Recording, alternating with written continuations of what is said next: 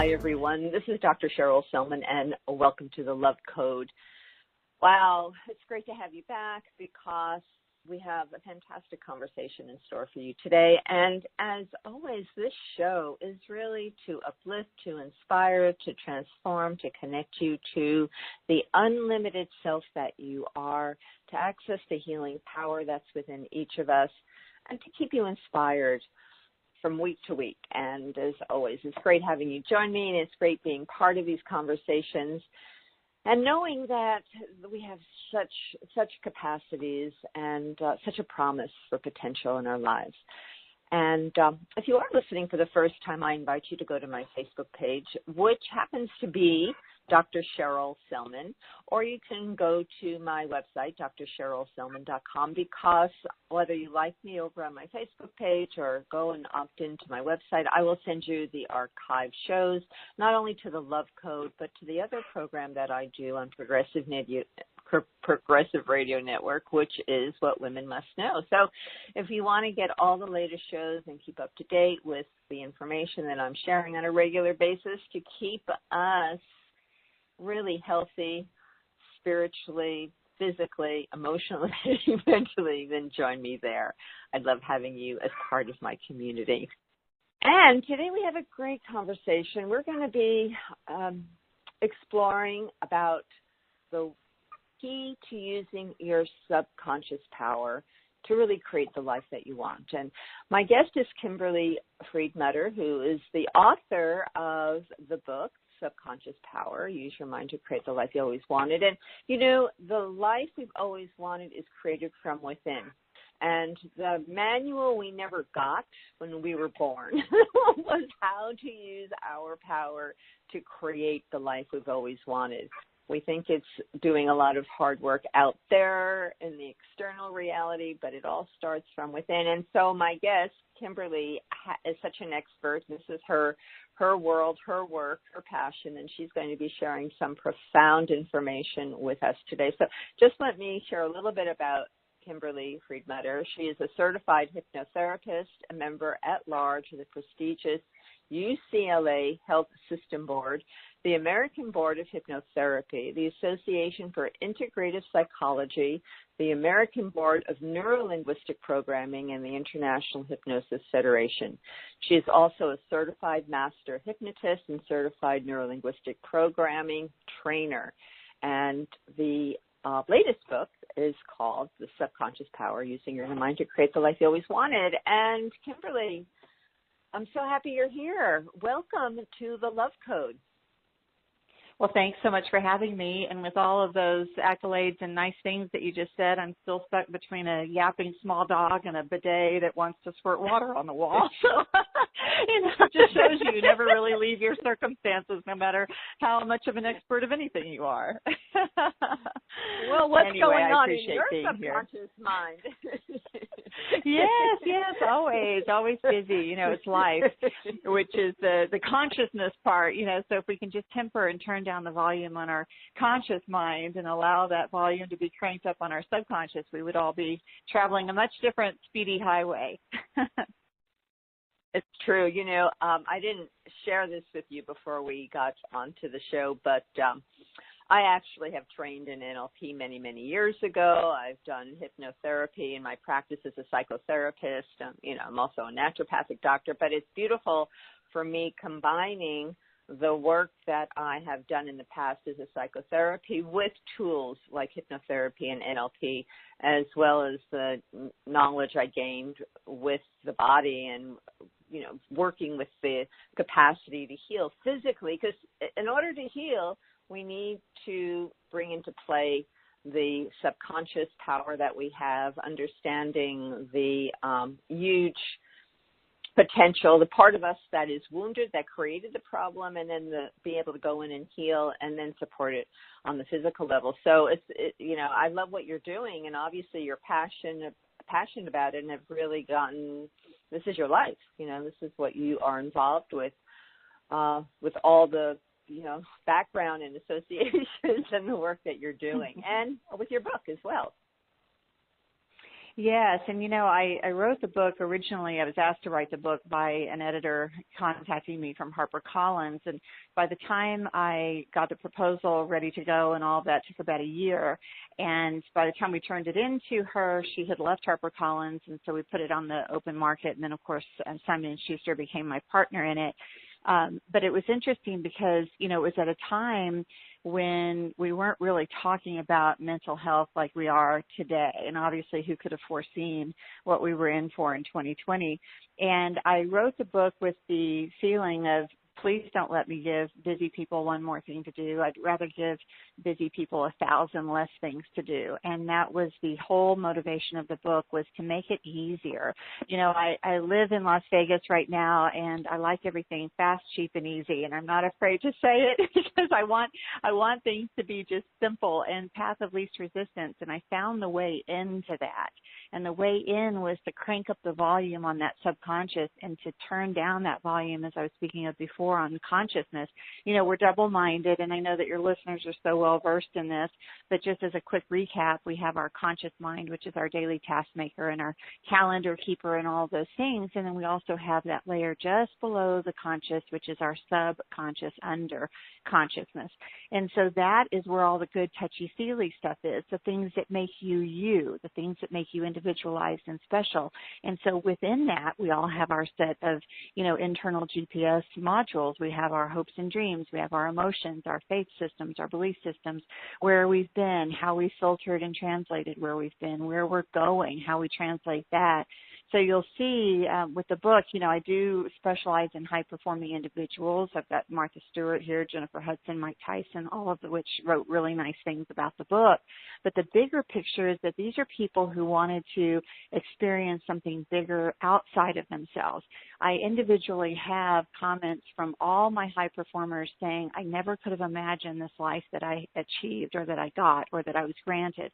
Whatever their belief system is about how it came, they believe it came from yonder, from out there, from over there. So we decided then that trance was the way the easiest, quickest, and most succinct way to tap into that, turn on that channel, move that dial to where you can really access that information that's meant for you. So there's so much that we really want to explore in this conversation, but I always like starting by asking my guests, what was your journey like? What brought you to this work? I had a radio talk show in Los Angeles on KLSX 97.1 FM, which is known as the Howard Stern station. It was the station that Howard was on in LA. And, there's Tom Likas, there's all of these guys, and it was a little daunting for me, and I was suffering from stage fright. So it was an internal, quiet suffrage. It was one of those things that, I didn't talk much about, but that I felt. And I just wanted to really enjoy that ride and not feel, self-conscious and timid and anxiety and panic and all those things I was feeling before going on the air. So I sought out a hypnotherapist because I had understood that this could be a deeper subconscious working. And I went into the therapy session and kind of came out feeling the same. I thought, yeah, it was nice. I got a nice snooze and felt very relaxing and, so what, basically. And then when I went on the air next, I couldn't find the fear. It wasn't happening to me. It wasn't occurring. And I remember thinking, oh my gosh, is it around the corner? Is it going to be when they say my name? Is it for an outro? Is it an intro? When is it going to happen? And it never happened again. With that, I thought, well, let's look at this a little closer. What else would I like to work on and disappear from my way or my being or my personality or my, day for all that matter? And so sure enough, I started working on just about everything I could think of. And it was so accessible and so easy because literally for the end user, the consumer of hypnosis, the one in trance, the trancee, I literally felt like I was having a little snooze and was just comfortable. And, sometimes I wouldn't even fade away. I would just lay there and, kind of just be in this trance, in this zone. Trance is a completely natural state for us. It's the state that we're in when we've driven a long distance and we don't really consciously remember what we did in that time. When you, open the refrigerator and you find yourself, wondering why you went to the fridge. It's those moments in trance that we really shouldn't interrupt ourselves or interrupt others. We're taught young in school, get your attention back in the room. Don't zone out like that. When in essence, really zoning out is the key. That's where that information is. So oftentimes people will ask, the difference between meditation and hypnosis trance or hypnotic trance. And I just simply say that meditation is typically when you start focusing on your breath, pushing thoughts at bay. Trance would be the opposite in the sense that you still go within like you start any meditative process, but yet you're inviting those thoughts in. You're letting them roll in because that's where our epiphanies come from, our aha moments, our inspirations, our aspirations. It's such a powerful part of us. I remember when I was planning to be the keynote, be the event, to be the person that people were coming to listen to. And we had about 500, 800 people that had registered for this event. And they came to hear me. And I never did an event like that before. And I was a wreck. I was an absolute wreck, as you can imagine, Kimberly, speaking to a large group. So what I found was timeline therapy, which is a kind of a part. It's a subconscious programming related to NLP. And so I went to this practitioner with this horrible fear and anxiety. It's kind of like you, that stage fright.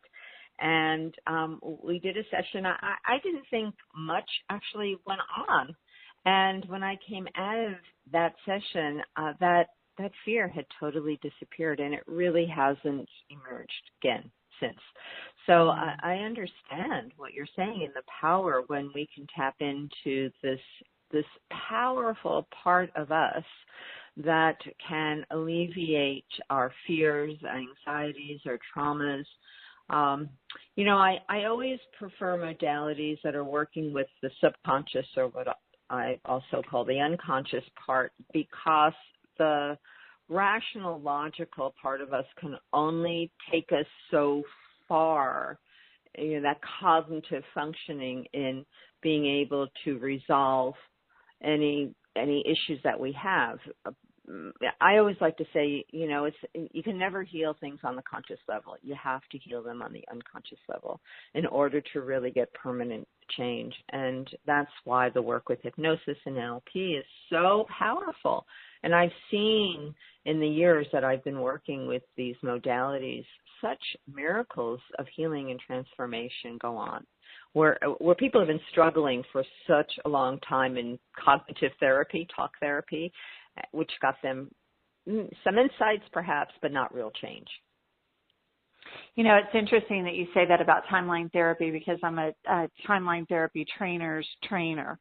If you could be a trainer, I train trainers in timeline therapy, and so I'm a huge fan of that. So I love hearing you mention it because that is one of the modalities that gets the best results. When people come see me for 4-day stints at a time, we dig right into that, and I just love it, love it, love it, love it.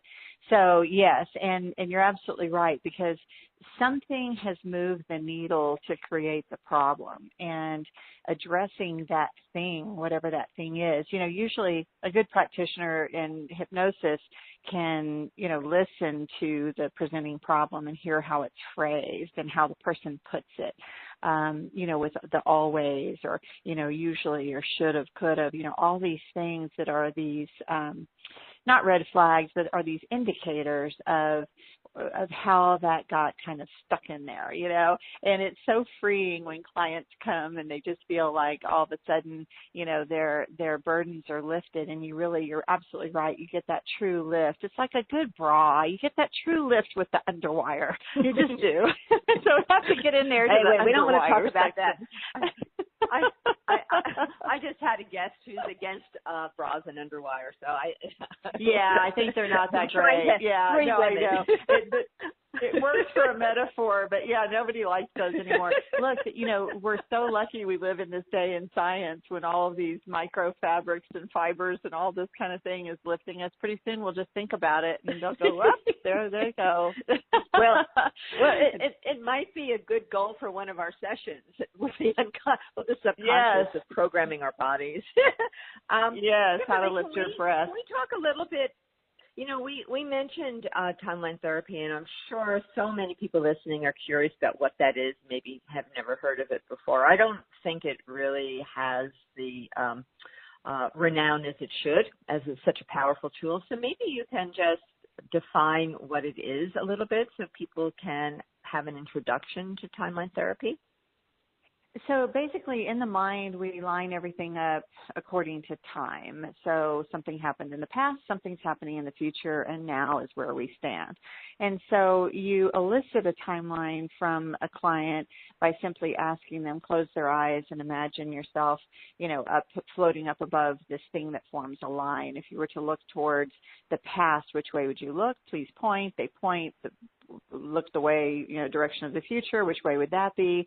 You might notice that this forms a line running through you. Yes, I do. And as you rise up high above that line, you take someone back to a time, or of course they're taking themselves back, but you suggest that they go back to a time where there was a root cause of the issue that is their presenting problem. So if they want to come for, an anger issue. So you might cover the first, major negative emotions, anger, sadness, fear, hurt, and guilt.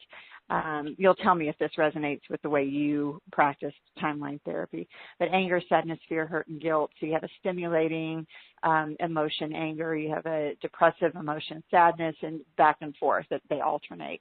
And so in that, when was the first time that you ever would have felt anger? Was it before, during, or after your birth? And so then you start traveling this. You know how when you go on the internet, you follow one thing that leads you to the next thing, to the next thing, to the next thing. That's what we're doing, is we're actually following a timeline of someone, of what that first time they ever felt that negative emotion, and then limited decisions, and then, all kinds of other things that you can work into it. So it really is a catch-all. I mean, for me, it's like a vacuum cleaner. It's just normal course of business housekeeping. It's just something that you do. I don't think that the emotional house is clean until we've done it. So when clients come, I spend the second day, which is usually the day that people say is not as fun as the first. The first day is where they really get to talk about, why they're here and what their issues are and whatnot. And I like to hear all of it. I want to know if you stub your toe every Saturday night at 7:30 p.m. on the coffee table, same place, same day. I want to know everything that you're here to fix. And then we just get busy. So yes, and then the idea is that you're putting the perspective in the position before the event occurred, so that you can't really feel the upset anymore. So it really is like spark plugs being pulled, so that you can't ignite that engine. You can't put the juice any longer on. You can't give that energy anymore to that upset. So the events aren't wiped from your memory or anything like that, but the emotion is disconnected from it. And of course, we work on the negative emotions. We don't disconnect happiness, elation, or joy, or anything like that. But the idea is that you don't have to feel the burden around it. Right, and that's really the key to healing, because when you no longer have a charge on an event, then you're just observing it. There's no reaction. You're not stimulating your adrenals and your cortisol and firing your brain in a pattern that is activating that perception of the trauma. It's neutral. There's no charge. And so when we work with the subconscious, which is the key to working with all these tools, including timeline therapy, it's a technique that can take you back in a way that clears wherever that emotion came from. What's so fascinating, Kimberly, and I always used to say this to people, if you've experienced an intense emotion more than once, then it didn't happen in the present. It's just getting stimulated in the present. It's something that is unresolved from somewhere back in time. And the beauty of timeline therapy is your subconscious will take you back to the first time you ever had that charge established. And then you can... Without conscious approval. Yes. Yes. Like you consciously don't... Go ahead. Go ahead. So sorry. You go. Now, well, what I was going to say, the beauty of this with the working with your subconscious or unconscious, whatever you want to call it, you're able to actually access through the technique the ability to diffuse that charge, which then resonates and reverberates throughout time from the past to the present and on into the future. You're free. You're free of that emotional charge, that reaction that has been a source of so much stress in one's life and has limited a person in so many ways. Yes, and so it can absolutely trip you up and so affects our day and our future. I look at it like residue. I look at it like the first time you had that emotion, and what I was attempting to say there is that the beautiful thing about it is, like, people listening might say, well, gosh, I don't remember way back when, and I don't know when I was 3 and 2 and past lifetimes and, through my genealogy. You don't have to. It has nothing to do with your conscious, application of anything. It has to do with just what you said, rising up through the subconscious, ready for resolution. And only the things ready for resolution will rise. So sometimes I'll circle back with people and I'll say, let's do another session of timeline therapy and let's go and catch and see what's risen now, what's ready to be resolved now, because we only want to catch that that's ready. And actually you only can catch that that's ready. And it's beautiful. Someone would say, oh my gosh, well, I'm looking down at the event and I see myself in an empty room and I'm crying because my teeth are coming in, or I'm teething, something to that effect. And my mom isn't, and what's neat is you can get the perspective of all. You've got this beautiful global perspective of what everybody's doing. My mom's in the kitchen. She's not paying attention to the fact that I'm crying. Now I'm getting angry. Now I'm, trying to bite the wood on the crib. So you have this picture of everything that's happening. And as you describe it, and then as you do these few little adjustments that you're ever so, experty hypnotist will guide you through, then all of a sudden you don't feel that charge anymore. And it's like, oh, got it. So that residue is cleaned up. It's literally like Lysol for your soul. It just goes in, you spray it, you wipe it. No more anything residue around it, and then you're clear and clean to feel that emotion in a clean way as is acceptable, to you and others, and not overreactive or not, a triggered, trigger. That's our new word right now, right? So everybody just feels triggered. You don't get that way. You don't get jumpy about anything because it's clean and it's actually very honest. The thing with the book is I wanted people to get super, super, super honest, because when we start from that point, and I don't mean with others as far as like writing letters or any of that kind of thing at all. This is the most selfish self-help book you would ever read. It's about you, not your children, not your mate, not your neighbor, not your colleagues. It's you. And when you get really honest about you, everything starts to slide into place, and that's what we're looking for. So I'm sure you've got some great stories from people you've worked with in your practice. Do you have a story that is really inspirational for us? I have it's kind of a funny story. It starts sad, but Muhammad Ali, when he passed away, one of the last chapter is life is a loop, not a line. And that is so that people that are losing folks, we had a lot of loss in 2020. A lot of people lost people to COVID. A lot of people, had different circumstances with their losses that weren't COVID related, but yet they couldn't see with them or be with them, because they were hospitalized. So everything got topsy-turvy.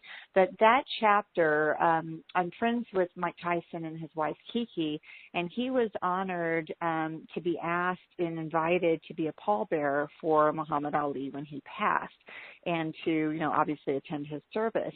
And so I was talking with Kiki on a certain day, and she said, oh my gosh, we're getting suits for the boys, for their children to attend the funeral and this and that, and getting ready to go. And it turned out that they couldn't get a flight. They couldn't figure out how to get there. And so she had taken that call. She called me back, and I said, oh, no.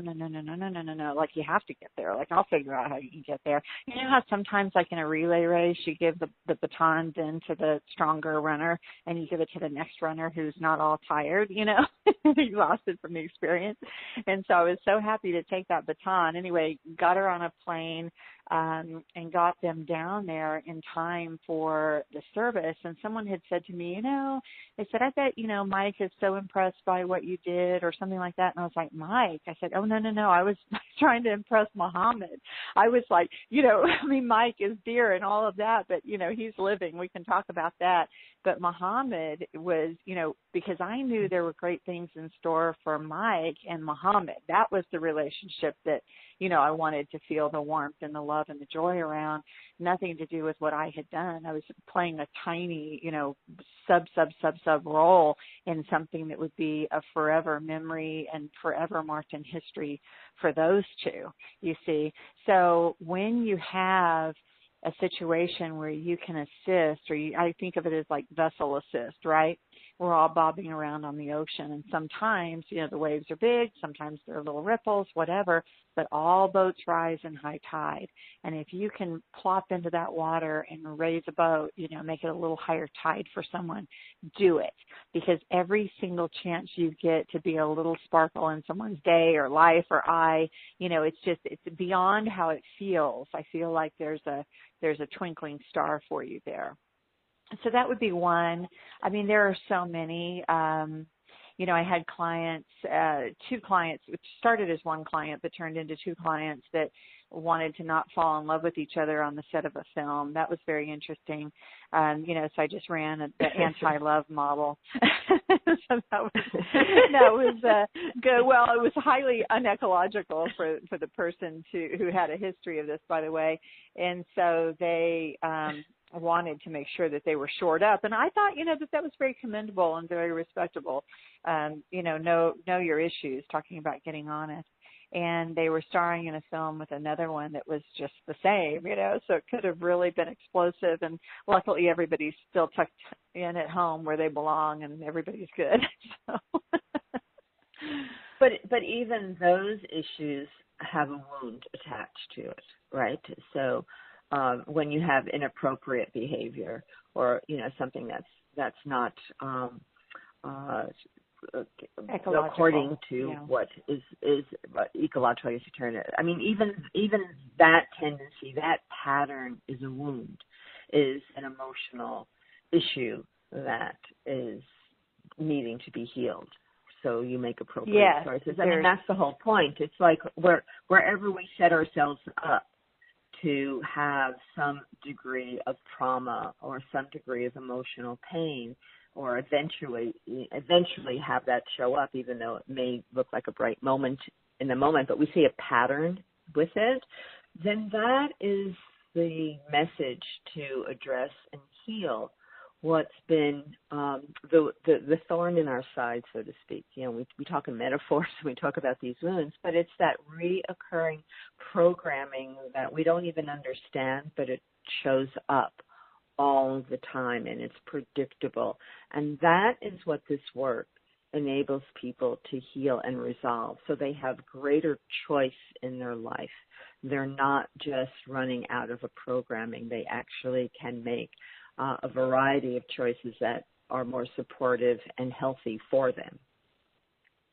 Right. And so self-sabotage, falls into that, of course, and a repeated behavior and looking for validation and all of those things. One of the chapters in my book, Subconscious Power, is do you move toward or away? And I find, and I say this only because you brought up the fact of how we're going, where we're moving to, and that trajectory. Oftentimes, you can't put in maps. If you put in maps where you want to go, it has to know where you're starting. So if you find yourself unhappy throughout life, or a pattern of unhappiness, I often will say to clients, are you moving away from that which you don't care for, rather than moving toward that you seek and that you want? It's a really quick study of your patterns and how your trajectory sets up. either, always through yourself because we have autonomy and a sense of agency. But it's very interesting to see when someone's continually unhappy with their choices. Are they moving away from that thing that they no longer want and, that they think is no longer right for them? So a quick, easy way to see if this is a listener can just look at it this way. So, like say you want to make money and you say, okay, do I want to make money because I don't want to be impoverished, or do I want to make money because I want to provide for my family? You see the difference. So are you coming from I'm running from poverty, so that's why I want to make money, or am I making money because I want to provide? Am I going toward the money or away from poverty? So then that's just a simple example. I mean, it fits for anything. If you find yourself in discord with your choices, it's a great place to start. Let's talk about using your subconscious power to create the future that you want, since we're kind of going in that direction. What do you advise people to do? How can they harness that power to create the future that would most support their goals, their values, their dreams? Allow it to play out in front of you. There's that internal GPS that I speak of, knows what you're capable of and your deepest dreams, aspirations, ideas, even if they're not grand. I mean, when I say aspirations, it sounds like such a big word, but it really can be energy to get up tomorrow and have a day where you experience joy. I mean, it can be so simple and basic to your heart, or it can be grand. It can be, creating and delivering and anything you want. It doesn't matter, big or small. The universe doesn't really moderate the value of things like we do consciously.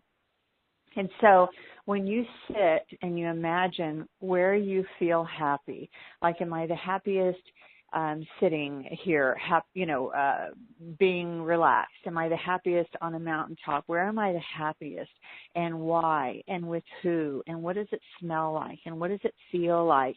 And is this something that's achievable? Is this a possibility, a physical possibility? And the reason I say that is because you could imagine yourself, being the star of a Lakers game, and you could be a 5-foot female, that you're not going to be a star Lakers player. So something that is, rationally attainable, and then allow that to really pump in the detail of it, the smell of it, the feel of it, the touch of it, the sound of it, who's around. Oftentimes when clients will go into like a past life, I'll start with the basics and I'll say, and maybe they don't know what they are or who they are. I'll say, look at your hands. What do you see? Do you see hands, paws, claws? What do you see? Look at your feet. What do you see? Do you see shoes? Do you see claws, paws, fur, scales? What do you see? And so it's really getting that basic. My husband's an architect, and so if he doesn't draw it, it doesn't get built. And so that's the very, very thing. He starts with a line, a tiny little line. And I mean, we tend to go, oh, yeah, I know, I've got all that stuff. I'm there, I'm happy, I'm rolling, everybody around me happy. No. Detail it out so that we're forming and forging a path to it. This is why vision boards are so, people love to do vision boards. It's because it kind of half does the work for you. You have an image, and it's an image that you agree with and that you like. Now add smell. Now add a feel. What is it like? See yourself walking around in it. Take phone calls in it. You know what I mean? Like really imagine yourself walking through that day of that life. I have some of that to do now, and I still do it literally every chance that I get when I want something either different or beyond what I have. And I don't mean material things. I just mean the way I feel, the life, who I'm going to be hanging out with, who I'm going to be collaborating with, is literally take yourself through, and you'll be surprised to see how these things line up in your path so much that you literally have to trip over them. I mean, they're that obvious. So the important message is that we have a GPS system to get us where we want to go. For some of us, to get where we want to go, to create the life that we desire, we have to first heal or resolve or diffuse the unresolved emotional charges or traumas, whatever we want to call it, that are creating repeating unproductive patterns in our life, including health issues, including the physical problems, the physical manifestations of an unresolved emotional wound. And that opens the way to have a clearer path to set those intentions, to visualize. It's often hard to create the future you want, and some people get frustrated because they're imagining the future but dragging so much of the garbage from the past with them that it makes it a really long, difficult, if not impossible task. So how do we do all the work, Kimberly, that's required to really create our ideal life? This is beautiful. See, I feel pretty opposite about it. I feel like one of my mantras is, what if it's easy? When we come from the perspective of easy, that it's not hard and that it's not long and that it's not drawn out, which is my mantra, I love that because it's how I could fly. I mean, literally, if I felt like it was difficult, hard, or any sort of a struggle. Now, has it all been easy? Absolutely not. But if my perspective is that it's easy, it's kind of like if you have to go to the DMV and you say, oh my gosh, you get up in the morning and you're slugging around because you have to go to the DMV. Well, I mean, what kind of a morning is that? Rather than setting in motion that, yes, I'm going to the DMV. This is going to be lickety-splickety quick. I'm going to pop in there. The right attendant is going to buzz for me to go in. I mean, now I don't know what the DMV is doing since 2020, but just for the hypothetical situation is that, you pop in, you pop out, and that it just goes with ease.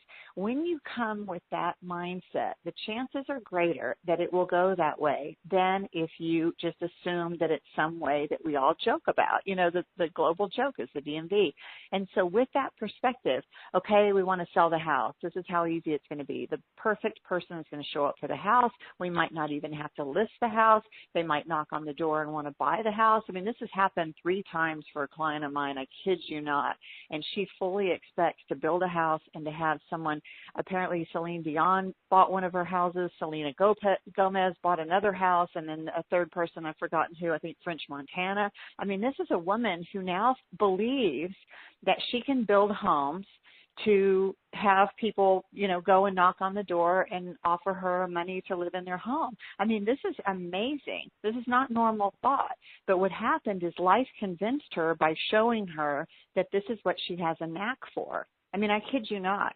And so when life shows up for you and convinces you that this is the way it is for you, you believe it and you listen because that's your reality. Now, is it chicken and the egg? Did she believe that could happen and it started happening? Or did it start happening, which then convinced her and now she knows it can happen for her, you see? So it doesn't matter. I say, who cares what the answer is? Throw the energy at it. Get yourself in the what if it's easy process, because if you believe that it could be, it can be. It's more of a matter of believing more in what you don't see than what you do see, than what you will see would be what you wouldn't see and couldn't see. You see? Yeah. So so can you give my audience a practical tool that they can use? Yes. So instead of focusing on what we need to get rid of and disappear, like I understand if you're going to see a hypnotherapist and all of that, and of course you want to go through the stages, but for the purpose of the book, the understanding is that I take you through all of these super quick hacks. And I call them hacks because, again, I like everything super fast and easy. I like for it to be the ability for you to see how fast the mind works. Now, the body is slower, and that's why you so eloquently put that, these unresolved emotions can then start acting out in the physical as they do. We, are all well-versed with Louise Hay and understand that's how that plays out. Physical discomfort, physical dis-ease is starting somewhere in the mind with something that's a problem. All of that barred, when you go through these steps in the book, it really is taking accountability, then tapping into your subconscious, understanding your trajectory, understanding other people. There's a chapter called Judge Thyself and Thy Neighbor. Our sense of ecology, we have turned way down in the effort of being PC. And my friends, this is not accurate. We are meant to survive. Our prime directive of our subconscious is our survival. And our survival starts with our safety and our goodness of fit. So you'll understand by reading Subconscious Power, is someone good for you in the short term, the midterm, or the long term? And this doesn't make people good or bad. What it means is this person ecological for you right now in the short term, midterm, or long term? And you can feel that. That's that animal magnetism. So the book walks you through it. Magnetism, good or bad. You know, even in emails, like people will say sometimes, oh, I'm confused by a text or an email. You can read between those lines. You can know when that phone is ringing. You can get those impulses, whether to answer it or not. Is this good for you now or good for you later? Those are all special little nuances that when you start fine-tuning into that and you start cranking up the volume on that subconscious, you won't have to worry about the unresolved this and the unresolved that. Go get help for sure if that's what you want to do, but it's not that necessary to spring forward, because as you start to spring forward, life starts to show you those new convincers that starts to return that payoff. You know, when you walk into a fast food place and you plunk your money down, you don't sit there and wonder like, oh, what am I going to order? No, you say burger, fries, you know, yada, yada, yada, whatever that is, and you place it, and you place it with such surety that they bring it across the counter in that exchange for energy called money. And so it's the same thing. When you throw your energy at your transformation starts to deliver back to you. That is the loop we're looking for. There's another chapter called Give to Get, in which I insist that people be practicing the law of reciprocity. You get to get things when you give things. That is, it's a must. Mothers, overgivers, fathers, tapped out, colleagues, so tired of helping and feeling left and feeling a sense of lack. You get to join that energetic circle of giving and getting. It's a must for any energy system to sustain. It has to follow the law of reciprocity. See, a lot of times we just empty our buckets. We're just, oh, here, take.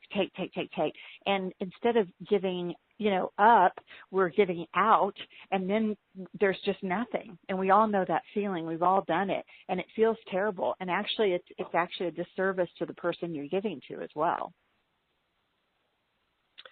So we're living in a time of isolation. In some parts of the world, people are still highly isolated and spending a lot of time with themselves, which I have family members that have been isolated for months and months and months, and I always ask them, well, what are you doing with this time? How are you using this time? Some of them say more TV, but it's a creative, productive time that we don't get very often in our life to have this kind of inward opportunity. What would you advise people doing during this time and it's winter as well, for most people up in the Northern Hemisphere? I'm down in the Southern Hemisphere now, but for the Northern Hemisphere folks, and it's cold and we have, snowstorms and there's, so much going on that's driving us inside even more. What's the most productive, valuable thing we could be doing during this inward time? The only productive thing you can be doing is something that brings you joy, something that makes you happy. Now, what could that be, and how would you know what that is? When you think of this thing, like, for example, I went on Coursera and I signed up for all of these different courses because I thought my soul right now needs to be flooded with information, because the information, and this is all during, 2020, just so you can kind of see how the progression goes. But news so bad, people so scared, even going out for walks around the neighborhood, quickly everyone in their masks and very nervous about everyone, of course. But what I saw was if I can start infusing myself with so much energy, again, running toward the light, right? So not worrying about why do I feel stressed? Why am I worried? I ran toward what I wanted to feel like, rather than worrying about what was behind me, toward it. And so toward the learning and the this and the that and studies on happiness and, just everything I could get my hands on, nutrition and health and well-being and everything. And I mean, they've got great courses, Duke and Yale and all of these really amazing, Emory, all these incredible courses to take, and they're complimentary. Anyway, all of that, you run toward what makes you happy and what brings you joy, because that internal GPS will guide you to that thing. Now, that thing is different for everybody. Someone, it might be cleaning up their spaces. Cleaning on the outside is always cleaning on the inside, right? It might be, whatever. Something gets you going. Something gets you lit about something, in your day. Maybe it's connecting with a pet. So many people got COVID animals. So many people hopped, together to go out and, run for a jog or, get physically fit. Whatever that thing is that lights you up, that's what you must run to. And I say, run, don't walk, because right now we need to be so full of something that can buoyantly carry us through, that gives us buoyancy and can float us up above that, kelp that's kind of trying to grab at our ankles and yank us in. No, you have to skippy fish, run towards anything that makes you happy. Just think of what that is. If you start to smile, if you get a little bit, if you feel a little bit of light coming in, that's your thing. And then sit with it for a day, sit with it for a night. Another way to get rid of issues, questions and quandaries and problems that you might have is right before bedtime, do like a little conscious, subconscious integration and jot down on a piece of paper things that you want solutions to, answers to questions, whatever that is, quandaries. Write those down on a piece of paper next to your bedside, because your subconscious is the ultimate multitasker when it comes to solutions and solving issues.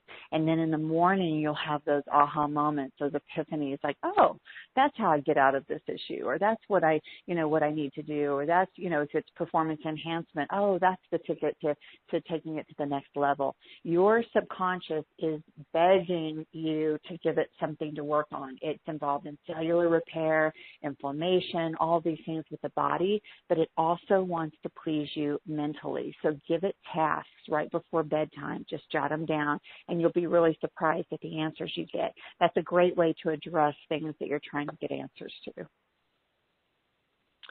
That's great advice.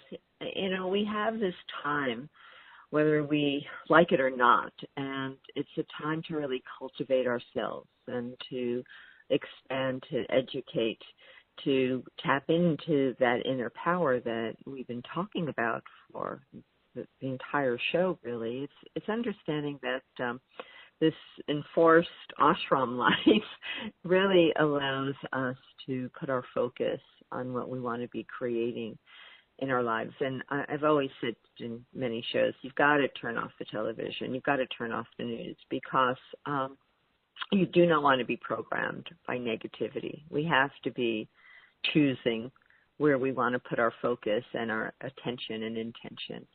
So those are some great suggestions. Anything else as a little tool that you can recommend to my audience before we have to kind of wrap things up here? Yes. In fact, if you treat yourself, that subconscious part of us, if you imagine that this is an 8-year-old person inside of you, because we never really progress past that. What happens is and chronologically, 6 to 11, say we settle at about 8, but, people are different if they're heavily mature at a younger age. But the idea is that when we're approaching 9, we start to get more PC about things. When we're 8, we're still really honest. We're selfish. We're honest. We call it like it is. We worry less about others. If you ever wonder, if your listeners ever wonder, where where your happy went. Where did your joy go? I used to be so carefree. I used to not worry or think about things. That's that part of us that was true to ourselves. That's that part that just knew what it was. And you know you're right. I mean, how many times do we say, I knew it, but we just didn't follow our impulses or our primal intuition. And so I suggest that people take about a week and just follow your own gut feelings. Follow your impulses. Do what they tell you to do. Have an expert ear for them. Because when you do that and you follow that for a week, you let me know how that week goes. Because that's the week that you're in your glory. You're no longer swimming upstream. You're no longer paddling hard to try to, get somewhere. No longer banging the door down when you can simply just turn the handle and go right in. It ends the struggle. And the struggle is what the book was all about, was having people be able to be free from whatever your struggle is. And, you can call it 20 things, 100 things. Everybody has them, and they change. They're ever evolving. But when you remember that you're 8 years old inside and that you would watch different things than you would watch if you had an 8-year-old next to you. If you literally had an 8-year-old next to you, you wouldn't say the things you say most times. You wouldn't listen to the things maybe you wouldn't hang out with some of the same people you hang out with. Things would change. And so if you really start to baby your psyche and you really start to have a reverence for the innocence and the beauty and the honesty of that little person within, then you'll see a different life that you're forming. You may have different desires, than you thought you did. It's really, really transformative to think back to that little person and just imagine that that person is with you. You're not alone. None of us are alone on this journey. That little person is inside there and gets scared when scary things come on, especially 2020 or something on television or a movie. But just be really cognizant that that person is in there. I go into detail in the book. It's called Tonkas and Tutus, but it's really, really neat. And then going back to, fear of others, it's just imagine that everyone else, if you're having a struggle with the personality, of someone else, just imagine that they're also their inner 8-year-old. And it really helps break some barriers down between us where you can really just say, all during COVID, we'd have friends want to get together and all that. And we're just like, no, our 8-year-olds are going to stay home tonight because, we're still in that thing of less is more, And so, it's just one of those things that if your perspective is different on how tough an adult you are and, I'm so brave. No. Imagine yourself as this 8-year-old and imagine those around you. And it really does open up your empathetic ways, your pathways, your sympathy, your compassion for others. It's really a beautiful exercise. As you were sharing that, I just had an image of you in your jammies with popcorn, you and your husband watching some cartoon movie together. Exactly. We felt bad. It was Easter and our neighbors were so lovely. And they said, it's Jonathan Ogden, who's an NFL Hall of Famer, who used to play for the Baltimore Ravens, and his beautiful wife, Kima. And they were like, and they have a couple of kids. And we're like, we're kind of good. We're just like hunkering down. And, really when we search what that inner 8-year-old wants, we really just want to hang, in jammies and popcorn.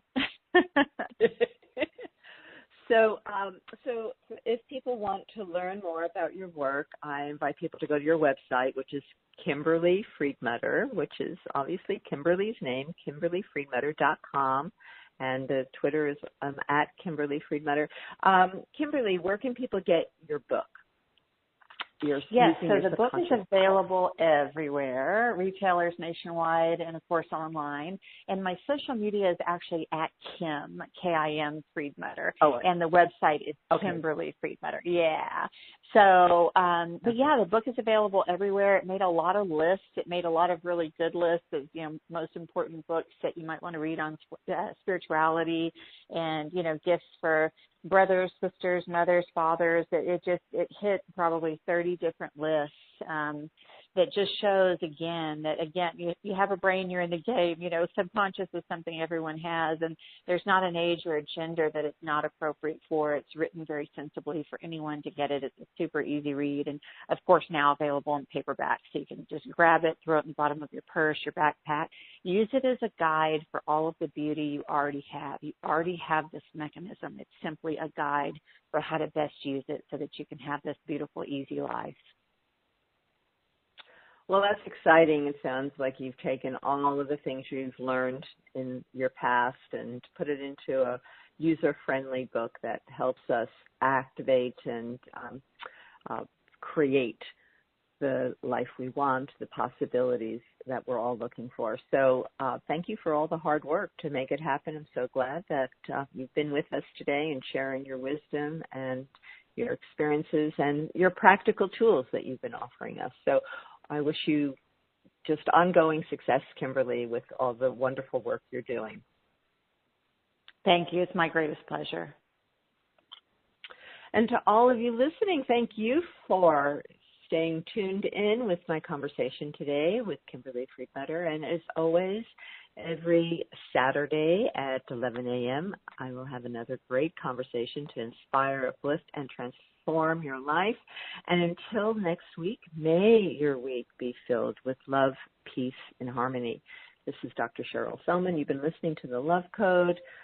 Thanks for joining me, and see you next week. Bye for now.